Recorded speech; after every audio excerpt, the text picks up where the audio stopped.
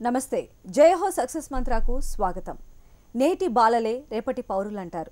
అలాంటి పిల్లల భవిష్యత్తును తీర్చిదిద్దడంలో తల్లిదండ్రుల పాత్ర ఏ విధంగా ఉంది, ఎలాంటి మార్పులు తీసుకురావాల్సిన అవసరం ఉంది అనేటువంటి అంశాలను వివరించడానికి మనతో పాటు ఉన్నారు సైకాలజిస్ట్, మోటివేషనల్ స్పీకర్, అలానే కార్పొరేట్ ట్రైనర్ అయినటువంటి సంగమేశ్వర్ గారు. మరి వారితో మాట్లాడి మరిన్ని విషయాలు తెలుసుకుందాం.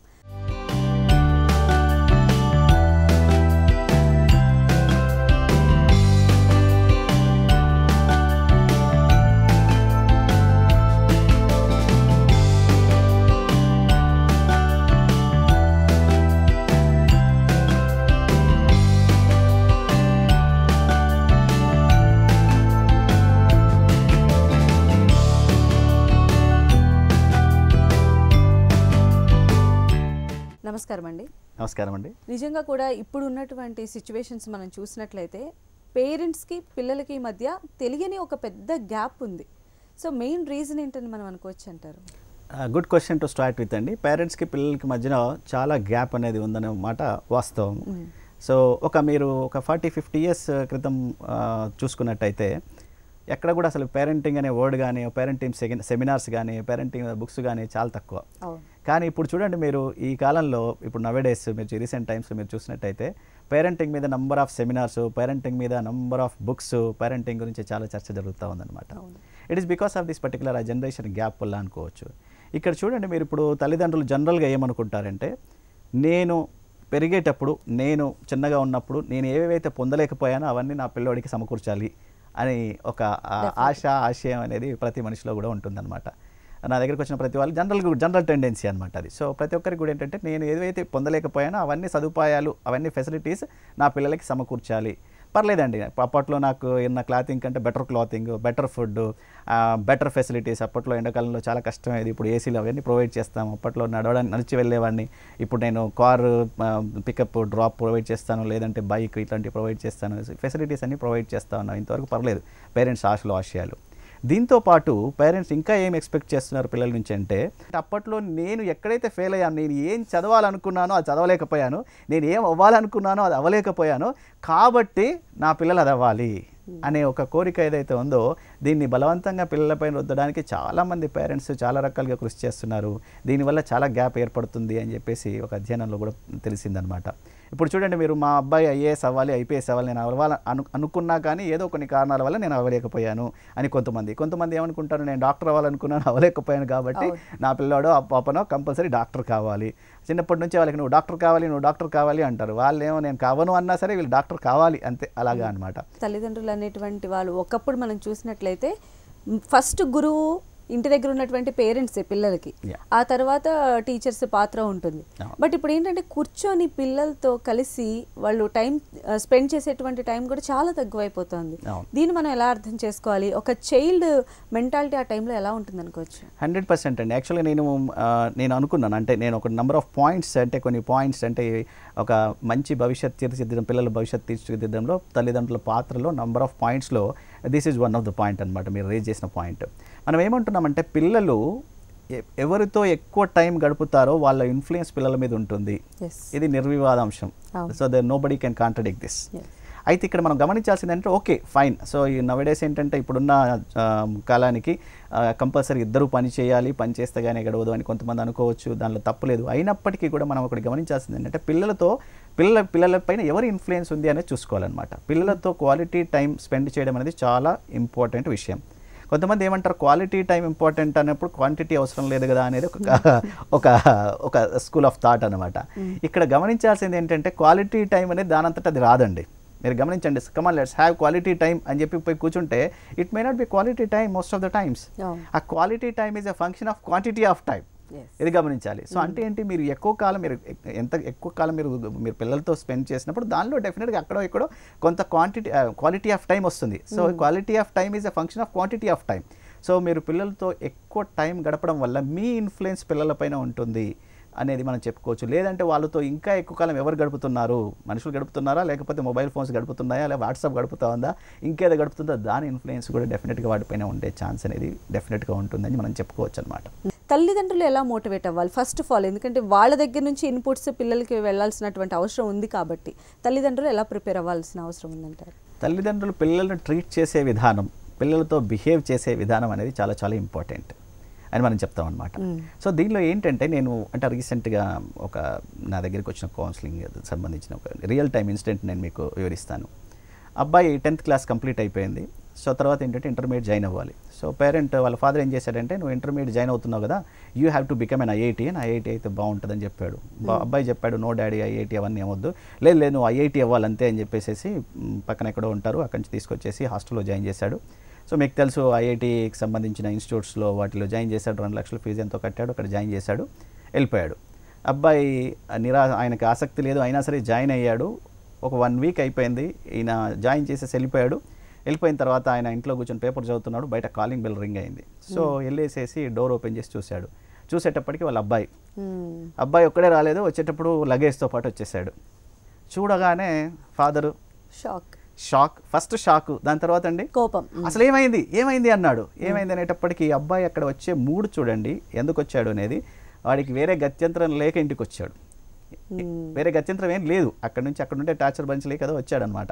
ఇంటికి వచ్చాడు, ఆల్రెడీ అబ్బాయి షివరింగ్లో ఉన్నాడు. ఏమంటారో ఏమో ఇంట్లో తెలియదు అని చెప్పేసి పారిపోయి వచ్చాడు. ఫస్ట్ నుంచి పారిపోయి అక్కడ కూడా చెప్పకుండా వచ్చేసాడు. చాలా షివరింగ్గా ఉన్నాడు అబ్బాయి. సో అప్పుడు చూసి ఏమైంది, ఇంకా గద్దించడం స్టార్ట్ చేస్తా, అసలు ఏమైంది నాకు అర్థం కాలేదు, లగేజ్తో పాటు వచ్చేసావు ఏంటి, చెప్పబెట్టుకుంటూ వచ్చావు, అసలు ఏమైంది, కాలేదు, చెప్పొచ్చావా రాలేదా, అసలు నీకు ఏమైంది అని చెప్పి ఇంకా గట్టిగా అడవ స్టార్ట్ చేస్తాను గుమ్మంలోనే. సో అబ్బాయి ఆల్రెడీ కళ్ళలోకి నీళ్ళు వచ్చేసాయి, బ్యా అని అడవడం స్టార్ట్ చేశాడు. ఈ లోపల నుంచి ఆవిడ వచ్చింది, ఒక్క నిమిషం అండి గుమ్మంలో ఎందుకు, అందరూ చూస్తున్నారు కదా, లోపలికి రానియండి అని చెప్పేసి లోపలికి తీసుకొచ్చింది. తీసుకురాగానే లోపల గద్దించడం స్టార్ట్ చేశాడు. అబ్బాయి ఇంకా ఎక్కువ బోర్న ఏడవడం స్టార్ట్ చేశాడు. ఆవిడ అంది, ఒక్క నిమిషం ఆగండి, కొంచెం అబ్బాయిని కొంచెం సెటిల్ అవ్వనియండి, సెటిల్ అయిన తర్వాత మాట్లాడదాం, ఫ్రెష్ అప్ అవ్వనియండి. ఓకే తొందరగా ఫ్రెష్ అప్ అయ్యి వచ్చేసాయి, అసలు ఏమైంది కనుక్కోవాలి నేను అన్నాడు. కూర్చున్నాడు సోఫాలో. రైట్, అబ్బాయి లోపలికి వెళ్ళిపోయి వాష్రూమ్లోకి వెళ్ళిపోయాడు, ఫ్రెష్ అప్ అవుతున్నాడు. యూజువల్గా 15 నిమిషాల్లో ఫ్రెష్ అప్ అయ్యి బయటకు రావాలి. ఇప్పుడు ఎంత టైం తీసుకుంటాడండి అబ్బాయి? చాలా టైం తీసుకుంటాడు. బయటకు రావాలంటేనే ఆలోచిస్తున్నాడు. ఏ రకంగా ఆలోచిస్తున్నాడంటే, ఎవరన్నా ఏం ఫేస్ చేయాలి, ఈ లోపల ఇంకెవరన్నా గెస్ట్ ఎవరన్నా వస్తే బాగుండు, ఏదో రకంగా ఎస్కేప్ రూట్ అనమాట. లేదంటే మా డాడీకి ఏదైనా కాల్ వచ్చి బయటకు వెళ్తే బాగుండు, ఏదో రకంగా ఈ రోజు ఎలా గలుస్తుందా, అసలు ఎలా ఎస్కేప్ అవుతానా ఈ విషయం నుంచి అని చెప్పేసి ఆలోచిస్తూ ఉన్నాడు. అన్ఫార్చునేట్లీ అలాంటిది ఏం జరగలేదు. అబ్బాయి వాష్రూమ్ నుంచి 15 నిమిషాలు కాకపోయినా హాఫ్ అన్ అవర్కి బయటకు వచ్చాడు.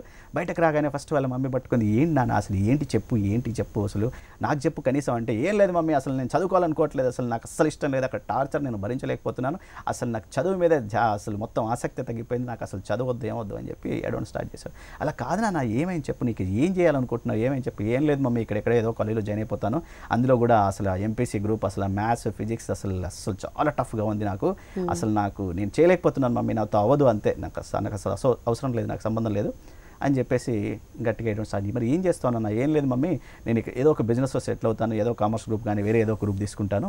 ఏమైంది చెప్పాడా వాడు, గట్టిగా అరిచేటప్పటికి రండి ఇక్కడ రండి.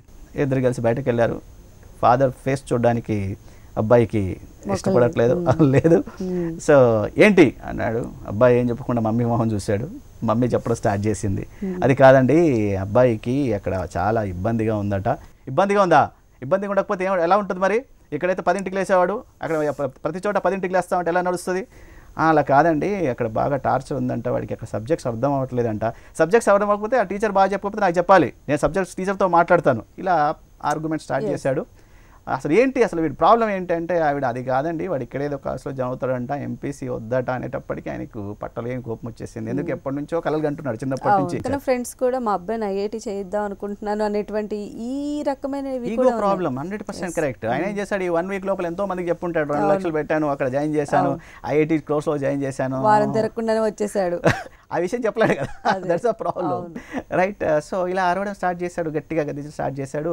అలా కాదండి, ఏం చేస్తాడంటే మరి వాడు ఏం చేస్తాం అనుకుంటున్నాడు అనేటప్పటికి, ఏం లేదండి ఏదన్నా part time business at this age you అని చెప్పేసి ఏం చేస్తాడు, స్లాప్ చేయడము. అసలు నీ ఏజ్లో నాకు అసలు కాళ్ళకు చెప్పులు లేవు, నేను ఒక 4 కిలోమీటర్లు నడిచేవాడిని, మా నాన్న నాకు అసలు డబ్బులు పెట్టి చదివించావంటే నేను ఐఐటి అయ్యేవాడిని, నీకు ఇన్ని డబ్బులు పోసి చదివిద్దామంటే నువ్వు ఐఐటి అవ్వట్లేదు. ఈ రకంగా picked up an argument and started going on and on and on.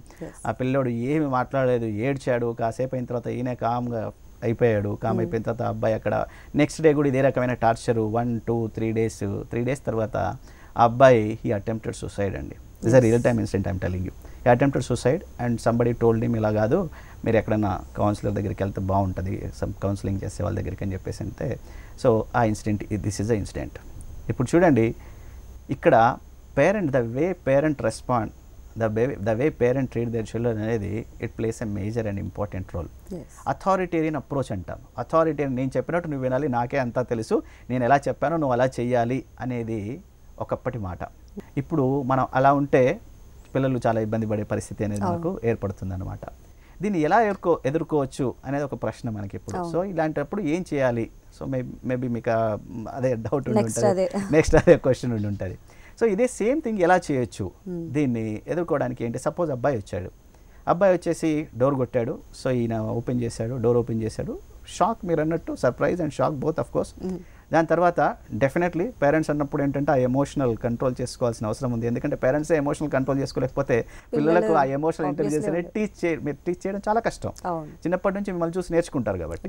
So కాబట్టి ఏంటంటే ఉండదు. అక్కడ బాడీ లాంగ్వేజ్ గమనించండి, అబ్బాయిది ఆల్రెడీ షివర్ అవుతా ఉన్నాడు, చాలా ఇబ్బందుల్లో వచ్చాడు, అసలు ఏమైందో అర్థం కాలేదు. Okay fine, seems there is some problem coming అని చెప్పేసి వెల్కమ్ చేశారనుకోండి, ఎప్పటికి భయపడుతున్నాడు. ఫస్ట్ అండ్ ఫార్మోస్ట్ థింగ్ అండి. అంతకుముందు ఏంటి, లోపలికి రాగానే అబ్బాయికి ఆల్రెడీ భయంతో వచ్చాడు, మీరేంటంటే నువ్వు నేను ఇద్దరం ప్రత్యర్థులం అన్న ఫీలింగ్ క్రియేట్ చేశాం. మనం ఏమంటున్నామంటే ఇప్పుడు అబ్బాయి లోపలికి రాగానే ఒక భరోసా ఇవ్వగలిగితే ఎలా? ఎగ్జాంపుల్ చూడనా, ఐసా ఏదో ప్రాబ్లం ఉన్నట్టు నాకు అనిపిస్తూ ఉంది, చూస్తూ ఉంటే ఏదో ప్రాబ్లం ఉంది నీకు, డెఫినెట్గా don't worry I'm with you, don't worry I'm with you, problem is one side and we both are one side. చూసారండి, మన ఇద్దరం ఒక సైడు, ప్రాబ్లం ఒక side, let us solve the problem together, don't worry I'm with you, go and fresh up అయిపో, నువ్వు fresh up అయిపో, you take your own time, not today, tomorrow, day after tomorrow, not a problem, you take 2 days 3 days, okay, we will SIT together and will try to solve the problem అని చెప్పేసి అంటే అబ్బాయి లోపలికి వెళ్తాడు, వాష్రూమ్కి వెళ్తాడు. ఇప్పుడు చెప్పండి 15 నిమిషాలు లోపలికి వెళ్ళాలి, ఎంతసేపట్లో బయటకు వస్తాడు? 5 to 10 minutes వస్తాడు. ఎందుకు? డాడీ మంచి మూడ్లో ఉన్నాడు, no I don't want to take the time, I don't want to prolong this time, but నేను డాడీతో మాట్లాడాలి, ఏదో రకంగా డాడీని కన్విన్స్ చేయాలి, నేను షేర్ చేసుకోవాలి, ఎలా చేద్దామని ఆయన అంటున్నారు అన్న ఫీలింగ్ క్రియేట్ అవుతుంది అనమాట. ఎప్పుడైతే మీరు భరోసా ఇచ్చారో, చూడండి ఇది అథారిటేరియన్ అప్రోచ్ కాకుండా డెమోక్రటిక్ అప్రోచ్ అంటారు దీన్ని. డెమోక్రటిక్ అప్రోచ్, బీ డెమోక్రటిక్ అనేది ఫస్ట్ పాయింట్ అనమాట. మీరు పిల్లవాడితో వాళ్ళ ఒపీనియన్ గౌరవించండి, వాళ్ళ అభిప్రాయాలను గౌరవించండి, వాళ్ళని కూడా పరిగణలోకి తీసుకోండి.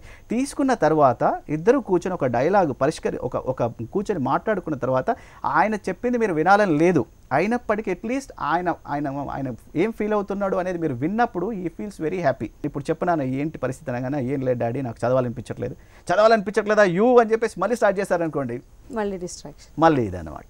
అలా కాకుండా ఓకే ఫైన్, ఇప్పుడు ఏంటి అయితే అక్కడ ఏంటి ప్రాబ్లం అవుతుందా? చాలా టార్చర్ ఫేస్ చేస్తున్నాను డాడీ, అసలు నాకు తెలిసినా ఇంట్లో నువ్వు చాలా లేట్గా లేస్తావు కదా, ఇంతకుముందు అన్నదాన్నే కొంచెం డిఫరెంట్గా, ఇంట్లో 10 దాకా పడుకుంటావు, అక్కడైతే ఇట్లాగా, అవునా ఇంట్లో నీకు అలవాటు కదా బాగా మెల్లలేదు, తొందరగా లేకపోవడం, అక్కడ డెఫినెట్గా నీకు టార్చర్ ఉంటుంది. పొద్దున 5ంటికి లేపుతున్నారా, 6ంటికి లేపుతున్నారు, పొద్దున 5 o'clock లేపుతున్నారు డాడీ, అసలు టార్చర్ అయిపోతుంది, అయినో నీకు చాలా టార్చర్ ఉంటుంది డెఫినెట్గా. సో ఇంకా ఏంటి విషయాలు అయితే, ఎలా ఉంది హాస్టల్? అస్సలు బాగాలేదు నాన్న, ఏంటి ప్రాబ్లం ఏంటి నాన్న? Food problem, okay food problem, teaching problem, అసలు సబ్జెక్ట్ అర్థం అవ్వట్లేదు, ఇదాన్ని ఏవో చెప్తాడు, అవన్నీ వినండి, సరే నాన్న మరి ఇప్పుడు ఏం చేద్దాం? This is where you are asking his suggestions, is opinion. యాక్చువల్గా ఆయన ఒపీనియన్ ఏంటి అనే దానికి మీరు విలువిస్తున్నారు, అడుగుతూ ఉన్నారు, ఏంటి మరి ఏం చేద్దాం అన్నప్పుడు, లేదా నాకు చదువుకోవాలనిపించట్లేదు, ఏం చేద్దాం అనిపిస్తుంది నాన్న, మరి ఏం లేదా నేను వేరే ఏదైనా కోర్స్ తీసుకుంటాను, ఇక్కడ ఇలా జాయిన్ అవుతాను, అలా జాయిన్ అవుతాను, ఇలా జాయిన్ అవుతాను, ఏదో చెప్తాడు. సో అవన్నీ చెప్పిన తర్వాత సరే మరి ఇంకేంటి అని మీరు అడిగినప్పుడు, నాకేం అర్థం కావట్లేదు డాడీ, మీరు నా పొజిషన్లో ఉంటే మీరు ఏం చేస్తారు చెప్పండి అనే ఛాన్స్ ఉందండి, ఉందా లేదా? మీరు ఎప్పుడైతే ఒక డైలాగ్ లాగా మీరు కూర్చొని డిస్కషన్ స్టార్ట్ చేశారో, ఇలా ఉన్నప్పుడు అబ్బాయి నాకేం అర్థం కావట్లేదు డాడీ, మీరు చెప్పండి, మీరు నా పొజిషన్లో ఉంటే ఏం చేస్తారు అని ఆయన అడగాలి. నేను ఇలా ఉన్నప్పుడు అని మీరు ఎప్పుడైతే స్టార్ట్ చేశారో, వాడు చిన్నప్పటి నుంచి ఎన్నోసార్లు విన్నాడు, నేను ఇలా ఉన్నప్పుడు అనేటప్పటికీ వాడు already he'll shut his ears, వాడు అసలు మీతో మాట్లాడడానికి ఇష్టపడు, మళ్ళీ స్టార్ట్ చేశాడా అనుకుంటాడు అనమాట. సో అంటే ఆ ఓపెన్ అప్ అవ్వడం అనమాట. ఫస్ట్ ఓపెన్ అప్ అవనియండి, ఆ అభిప్రాయాలు ఏంటో పూర్తిగా వినండి. మీరు విన్నప్పుడు ఏంటంటే అవతల వ్యక్తి సావధానంగా ఉంటాడు. అప్పుడు మీరు చెప్పేది ఇప్పుడు చెప్పండి, అవునా డిసిషన్ ఈజ్ యువర్స్, బట్ నేను నీ పొజిషన్లో ఉంటే ఏం చేస్తానంటే అని చెప్పి ఇప్పుడు మీరు లాజిక్ చెప్పండి. అంతకుముందు ఏం చెప్తారు, మీరు లాజిక్ చెప్పడానికి ట్రై చేశారు, ఒకవేళ ఐఐటీ చేస్తే ఇలా ఉంటుంది అలా ఉంటుంది, చూడానా మ్యాథమెటిక్స్లో నువ్వు అంత వీక్ ఏం కాదు, నీకు అంతకుముందు 9th ఇంత వచ్చాయి 10th వచ్చాయి, నేను చూశాను కదా మ్యాథమెటిక్స్ బాగా చేయగలుగుతావు నువ్వు, మేబీ అక్కడ ఏంటంటే అక్కడున్న ఆ టైమింగ్స్కి అక్కడ ఉండే ఫాస్ట్గా వాళ్ళు చెప్పడానికో దేనికో నీకు అర్థం కాలేదనుకుంటాను. సరే ఓకే, ఆ కాలేజ్ కాకపోతే వేరే కాలేజు, బోర్డింగ్ కాకపోతే సరే ఈ కాలేజ్ అన్నావు కదా ఎక్కడెక్కడో జాయిన్ అవుదాం, ఒక మీడియా వయా మీడియా జాయిన్ అవ్వు, సరే పర్లేదు, కాకపోతే నువ్వు ఇంజనీరింగ్లో పార్ట్ టైం బిజినెస్లోకి వెళ్తే ఏంటి ప్రాబ్లం, అది ఇంజనీరింగ్కి వెళ్తే ఏంటి ప్రాబ్లం, డౌన్ ద లైన్ ఒక 5 years తర్వాత ఇలా ఉంటుంది, 10 years తర్వాత ఇలా ఉంటుంది. ఇప్పుడు లాజిక్ అంటే ముందు ఏంటి, ఎమోషనల్ కనెక్షన్ అనేది చాలా ఇంపార్టెంట్ అబ్బాయితో. ఎప్పుడైతే మీరు ఎమోషనల్ కనెక్షన్ ఇచ్చేసి నేను నీ వైపు ఉన్నాను అన్న ఫీలింగ్ మీకు ఇస్తారో అప్పుడు మీరు చెప్పే లాజిక్ వాడు వినడానికి ఇష్టపడతారు. చాలా మంది తల్లిదండ్రులు ఏం చేస్తారంటే ముందు లాజిక్, అలా కాదు, అలా చేస్తే నువ్వు అసలు బాగుపడలేవు, ఇలా చేస్తేనే బాగుపడతావు అనేటప్పటికీ ముందు అసలు ఆ కనెక్షన్, ఎమోషనల్ కనెక్షన్ లేదు. మీరు అపోజిట్ సైడ్ ఉన్నారు, అపోజిట్ సైడ్ ఉండి మీరు ఏది చెప్పినా వాడు ఫోర్సింగ్ అనుకుంటాడు.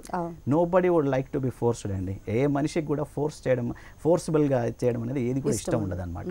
సో మీరు ఎప్పుడైతే వాడి సైడ్ ఉండడానికి ప్రయత్నించారో డెఫినెట్గా ఇలాంటి ప్రాబ్లమ్స్ అన్నీ కూడా మీరు సాల్వ్ చేసుకోవచ్చు. First and foremost thing, be democratic. ప్రతి డిసిషన్ మేకింగ్లో వాళ్ళని ఇన్వాల్వ్ చేయండి. చిన్నప్పటి నుంచి వాళ్ళ ఏజ్ను గమనిస్తూ వాళ్ళకి సంబంధించిన టాపిక్స్ వచ్చినప్పుడు వాళ్ళని ఇన్వాల్వ్ చేయండి. వాళ్ళకు కూడా కొన్ని రెస్పాన్సిబిలిటీస్ తెలిసి వస్తాయి. ఫెసిలిటీస్ ఒక్కటి ప్రొవైడ్ చేయడం కాదు, మనం వాళ్ళకు కొన్ని రెస్పాన్సిబిలిటీస్ కూడా వాళ్ళకు ఇవ్వాల్సి వస్తుంది అనమాట. చిన్నప్పటి నుంచి ఆ పెంపకం నేర్పించాలి, చాలా ఇంపార్టెంట్. వాళ్ళ బెడ్ వాళ్ళు సెట్ చేసుకోవడం కానీ, వాళ్ళకి సంబంధించిన ఆట వస్తువులు వాళ్ళు సర్దుకోవడం కానీ, వాళ్ళకి సంబంధించిన హోంవర్క్స్ అయిపోయిన తర్వాత బుక్స్ అన్ని పెట్టుకొని రేపటికి కావాల్సిన మొత్తం వాళ్ళకి టోటల్ బ్యాగ్ రెడీ చేసుకోవడం కానీ, ఇట్లాంటి చిన్నప్పటి నుంచే వాళ్ళకి స్లోగా వాళ్ళ ఏజ్కి తగ్గట్టుగా వాళ్ళకి రెస్పాన్సిబిలిటీస్ ఇవ్వడం వల్ల వాళ్ళకి ఏంటంటే ఒక ఇండివిజువాలిటీ అనేది వాళ్ళకి వస్తుంది. Too much of over pampering కూడా చేయడం మంచిది కాదు అనమాట. వాళ్ళకి రెస్పాన్సిబిలిటీస్ ఇస్తూనే వాళ్ళ అభిప్రాయాలను గౌరవించడం ఇవన్నీ చేస్తూ డెమోక్రటిక్గా ఉండాలనేది ఫస్ట్ పాయింట్ అండి. పిల్లలను ఉజ్వల భవిష్యత్తు వైపు, అంటే వారిని ఒక మంచి పౌరులుగా తీర్చిదిద్దడంలో తల్లిదండ్రులు ఇంకా ఎలా వ్యవహరిస్తే బాగుంటుంది అనుకుంటున్నారు? ఫారెన్లో ఒక రీసెర్చ్ చేశారండి. రీసెర్చ్లో ఏం చేశారంటే ఒక స్కూల్లో ప్రిన్సిపాల్ ఏం చేశాడంటే డిఫరెంట్ సెక్షన్స్లోంచి అన్ని రకాల పిల్లల్ని తీసుకున్నాడు అనమాట.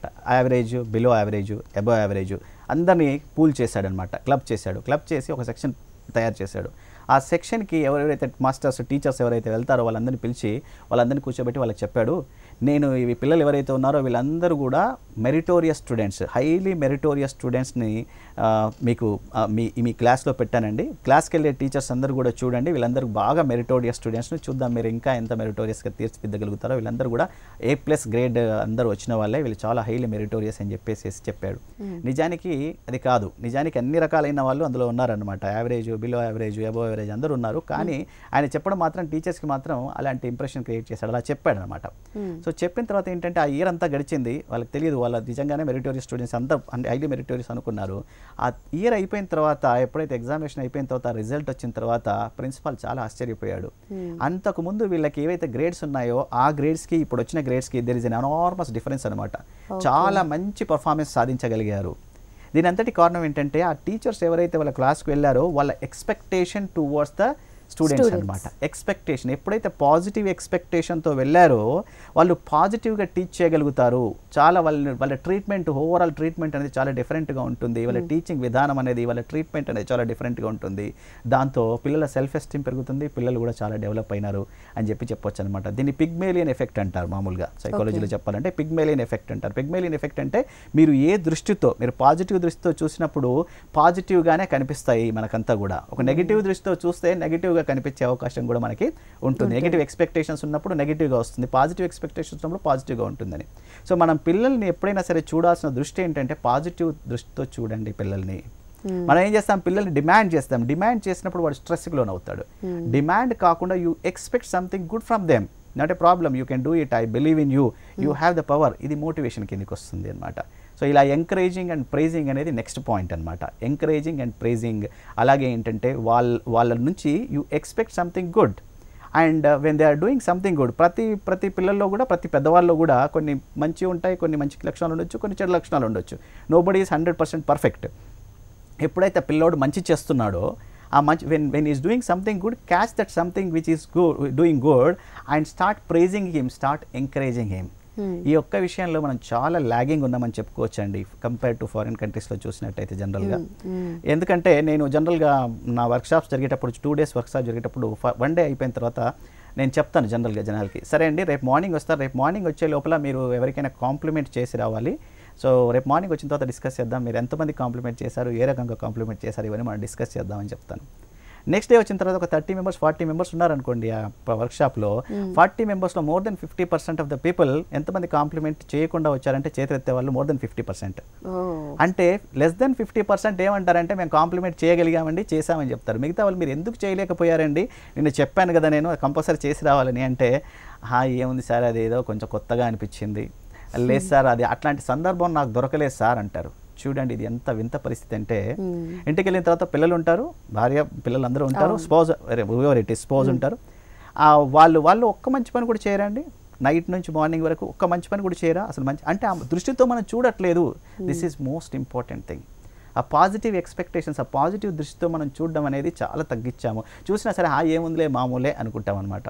సో ఈ 65 మార్కులు వచ్చినప్పుడు లాస్ట్ టైం ఎన్ని మార్కులు వచ్చాయి? 60 మార్కులు వచ్చాయి. వెరీ గుడ్, వాడు ఎఫర్ట్స్ పెట్టాడు, 60 మార్కులకి 65 మార్కులు రావడానికి కూడా ఎఫర్ట్స్ పెట్టాడు, అంటే డెఫినెట్ డెవలప్ అయ్యాయి. వెరీ గుడ్, కంగ్రాచులేషన్స్, డెవలప్ అయ్యావు నాన్న అంటే అని ఇంతతో సరిపెట్టుకోమనే ఉద్దేశం కాదు. కాకపోతే ఏంటంటే ఓకే నాన్న ఇంకా ఇలాగే నువ్వు చేస్తూ ఉండు, డెవలప్ అవుతావు, నాట్ ఏ ప్రాబ్లం, ఇంతకంటే కూడా ఇంకా డెవలప్ అవ్వాలి అని చెప్తే ప్రాబ్లం లేదు. వాడిని ఎప్పుడైతే కాంప్లిమెంట్ చేయలేదు, 60 to 65 రావడానికి కూడా వాడు ఎఫర్ట్స్ పెట్టాడు, వాడిని కాంప్లిమెంట్ చేయలేదు, హౌ కెన్ ఈ పుట్ ఎఫర్ట్స్ గోయింగ్ ఫార్వర్డ్? వాడి సెల్ఫ్ ఎస్టీమ్ను పెంచడానికి ఈ కాంప్లిమెంట్ చేయడం, ప్రైజింగ్ చేయడం, ఎంకరేజ్ చేయడం అనేది చాలా చాలా ఇంపార్టెంట్. అలానే పేరెంట్స్ యాటిట్యూడ్ ఎలా ఉండాల్సిన అవసరం ఉందంటారు? పేరెంట్ యాటిట్యూడ్స్ పర్టికులర్గా అండి, ఇప్పుడు మన పర్టికులర్గా సపోజ్ పిల్లలు బాగా చదవాలి, వృద్ధిలోకి రావాలి అనే ఇంటెన్షన్ ప్రతి వాళ్ళకి ఉంటుందండి. నాకంటే బాగా చదువుకోవాలి పిల్లలు ప్రతి ఇంటెన్షన్ ఉంటుంది, కానీ ఇంప్లిమెంటేషన్లో డిఫరెన్స్ ఉంటుంది. Intention to implementation there is a lot of difference. పిల్లల అంటే parents attitude towards the children's ఎడ్యుకేషన్లో తేడా ఎక్కడ వస్తుందంటే, సపోజ్ ఈరోజు స్కూల్కి ఏదో ఫంక్షన్ ఉందనుకోండి, పర్లేదు రా వచ్చేసి ఒక రోజుకి ఏమైపోతుందిలే అని చెప్పేసి తీసుకెళ్ళిపోవడం. వాడు వచ్చి హోంవర్క్ చేస్తూ ఉంటాడు, హోంవర్క్ చేసుకుంటప్పుడు మనం టీవీ పెట్టేసుకుంటాం, వాడితో హోంవర్క్లో ఇన్వాల్వ్ అవ్వం మనం.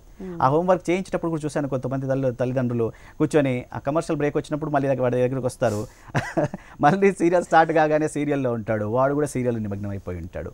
What is your attitude towards the child education? Intention ఉండగానే సరి కాదు, దానికి తగ్గ ఇంప్లిమెంటేషన్లో కూడా. అంటే వాడు ఎప్పుడైతే స్కూల్కి బంక్ మీరు చేయిస్తున్నారో, వాడు పెండింగ్ వర్క్ ఉంటుంది, వాడికి అక్కడ కొన్ని ఫండమెంటల్స్ మిస్ అవ్వచ్చు, ఇవి ఎలా కవర్ అవుతున్నాడు ఏంటి అనేది కూడా మనం గమనించాల్సిన అవసరం ఉంది.